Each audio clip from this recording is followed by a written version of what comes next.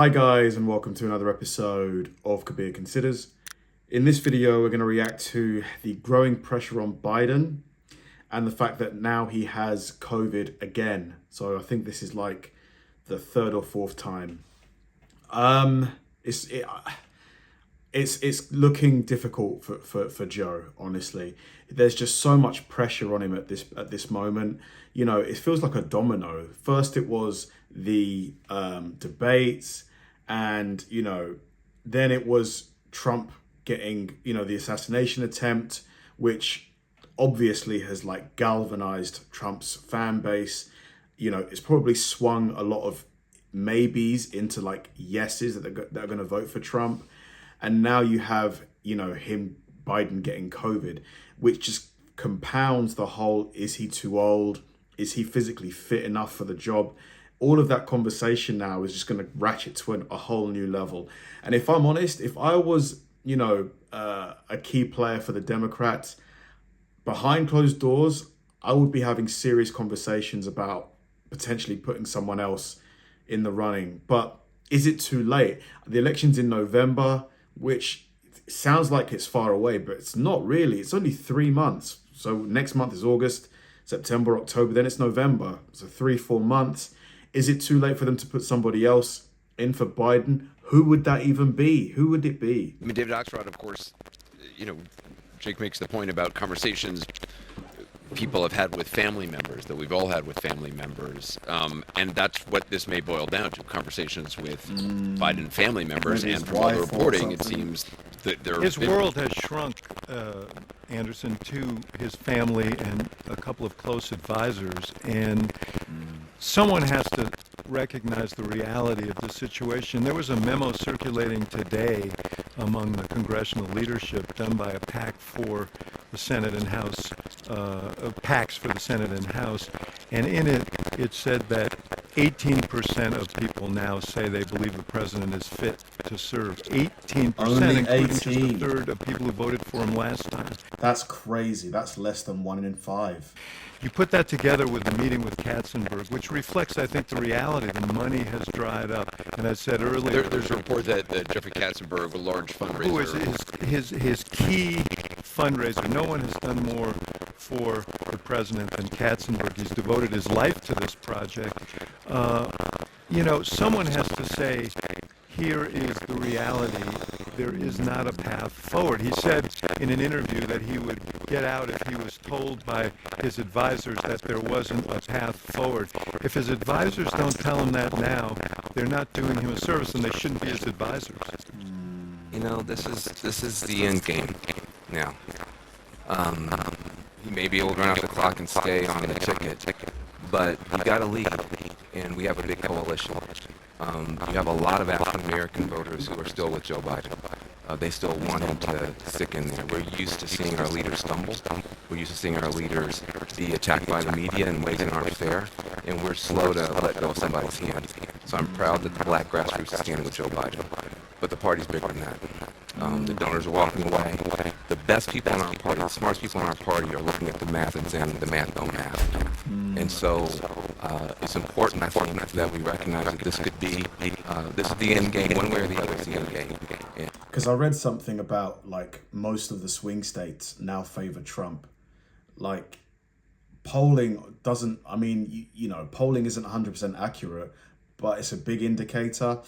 If I were to put money on it, just, sticking money on it, it would probably be on Trump winning this. And tonight's a very One other thing I want to add, I'm sorry, just one last data point, which is that there was an AP NORC poll today that said 2/3 of Democrats want him to drop out. And that, yes, he's got stronger support among African Americans, but there are a fair number of African Americans.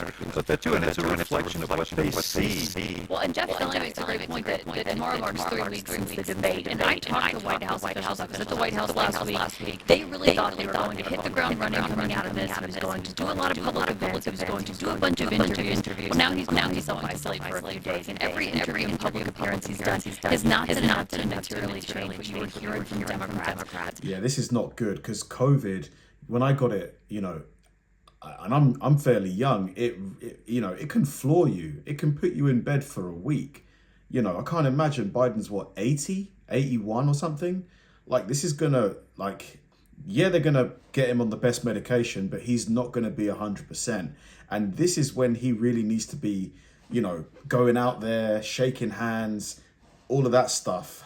Behind doors who do believe that it is up to Pelosi and Schumer and that small group of advisors around him, Mike Donnelly and Steve Ricchetti, to kind of have that conversation. And even they behind the scenes seem to be getting closer to that. And so add to that word from J.D. Vance, which is not on Daniel's list because it's true. Right? It is true. We have a big party. We love this country. We are united and win. The Democrats see this party is right around Trump. For all the controversy about the past, this party around Trump. The Democrats are looking not just at the poll, but to Jake raised this point. If you make a policy mistake or you did something out, you can change that. Apologize. You can have an event. This is a performance question. It's not just they're telling the president in Michigan, Pennsylvania, Wisconsin, losing Nevada, Arizona. You're beginning to Mexico play.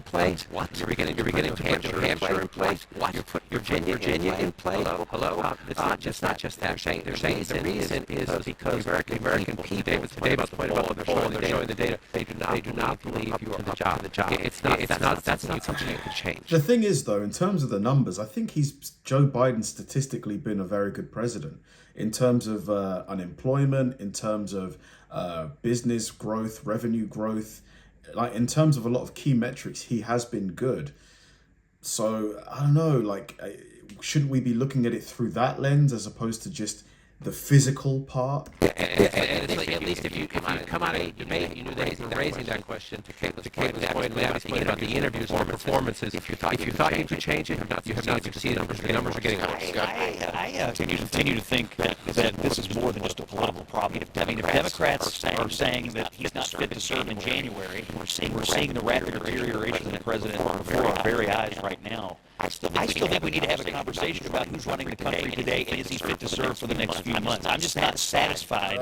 This is only a political campaign problem. To me, the country still I think that's premature, surely. I mean, come on. has to operate, and he's still supposedly the I would just say quickly, the split screen of Joe Biden walking off that airplane and the imagery from this evening should have Democrats very concerned. Look, it's pretty remarkable because we saw, obviously, J.D. Vance had his big moment in the sun at the RNC last night, but the reality was all anyone was talking about was the president of the United States last night, ahead of that anyway. And our Jeff Zeleny had a report that kind of rippled across the landscape where he said that one advisor says that President Biden seems more receptive to these entreaties for him to leave the race. I'm wondering if you can kind of give us a sense of what the conversation is among Democrats right now. Clearly, Nancy Pelosi in particular, and I was talking to one Democratic member last night who said that she is clearly making her moves behind the scenes, that she rarely loses. What's the next turn of this? But who replaces Biden? This is the thing. Like, if Biden doesn't run, it's pretty much like I can't think of a candidate that they could put in at this point that could win. I'm trying to think who. There was a lot of talk about Gavin Newsom, the governor for California, like, but it kind of faded. I don't know, like, does he have enough about him to potentially beat Trump? I feel like if they replace Biden at this point, it's basically you're just throwing in the towel. It's over. True. Well, look, I think we have to remember, as of right now, President Biden has the delegates to win the nomination. And these are people who ran specifically to be pledged Biden delegates in their home communities. So unless and until there is some movement among those delegates and some chance that when the vote happens, he would not win, again, I keep saying this, he's got the card. Man, he moves so slowly. In his hand, and again, members of Congress, he's all stiff, like literally it reminds me of my granddad. Don't get to vote until the second you know? round of voting. So look, he's negotiating with a pretty strong hand here. I do think the polls matter. I think the other piece, though, that I will tell you that's rippling through the Democrats. Number one, I will tell you that most of his people are saying he's not going anywhere. He may have COVID. Guess what? There's a whole new COVID strain that we're all probably going to get at some point this summer or fall. But the other piece is I think people are I want to say, furious in many corners at the idea that if for some reason President Biden did step down, that it wouldn't be Kamala Harris. The idea, I think a lot of folks I don't. don't think it would be Kamala Harris. She just doesn't seem to have a fan base, like a large enough fan base, especially not large enough to go against Donald Trump. She just doesn't have that popularity. I'm not even American, and I can see that. I can see it. Understand what a revolt there would be in the party if you tried to step over this woman in favor of. Yeah. Some So, of the I mean, look, I men buy with you less on the one hand. You're trying to say, well, Biden's not going anywhere, but then on the other hand, if he does. Well, right? because that's the conversation people are having. They're saying, even our own Van Jones said, might leave, right? no, I think it's just people really want him to leave. And they're trying to throw out names of people like, oh, it would be so exciting and we could do this. And the thing that I keep going back to is, okay, great. So let's have a food fight in August and then turn around at the end of August or early September and say, hey, you can trust us to run the country. I don't think people realize. And if it's not Kamala, we're fighting for ballot access in every state. We're fighting, that person has to basically start from the beginning in terms of staff and money in September. So It's a tough climb for sure. How about, this is just me, throwing out names. Do you reckon Michelle Obama running as president could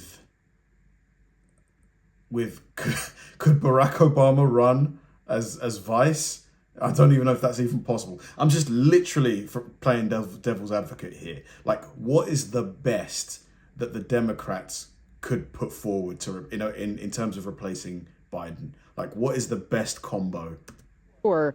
But Reese Corman, what are you hearing from your sources this morning? Democrats Biden having COVID is just another example of them kind of being worried. I mean, now he's going to be taken off the campaign trail when they were already skeptical of the fact that he could be the nominee. I was talking to some Democrats earlier this week who were, even before this kind of all played out, they were really scared. And then, these conversations with Nancy Pelosi, Chuck Schumer, Hakeem Jeffries, they don't just leak on accident. They talked to them last week about this, and clearly Biden did not heed their concerns. And so now they're trying to come out in public and force this in a public arena. Interesting. And because he's not listening to them. So they are really scared about the prospect of Biden being their nominee from what I'm hearing, and there are grave concerns, especially from more vulnerable Democrats. Yeah, Stephanie Lai, let's show everybody kind of how President Biden has evolved as well in talking about what would cause him to reevaluate his decision, because he obviously, after the debate, was very dug in, starting out with, that interview that he did with George Stephanopoulos. But another thing he said yesterday also piqued the ears of Democrats. Let's watch this. If the Lord Almighty came down and said, Joe, get out of the race, I'd get out of the race. The Lord Almighty's not coming down. Unless they came back and said, there's no way you can win. Unless I get hit by a train, yeah. If there had some medical condition that emerged, if the doctors came to me and said, you got this problem, that problem. Some medical condition that emerged. So some people are overreading this as well. COVID could now be. Nah, come on.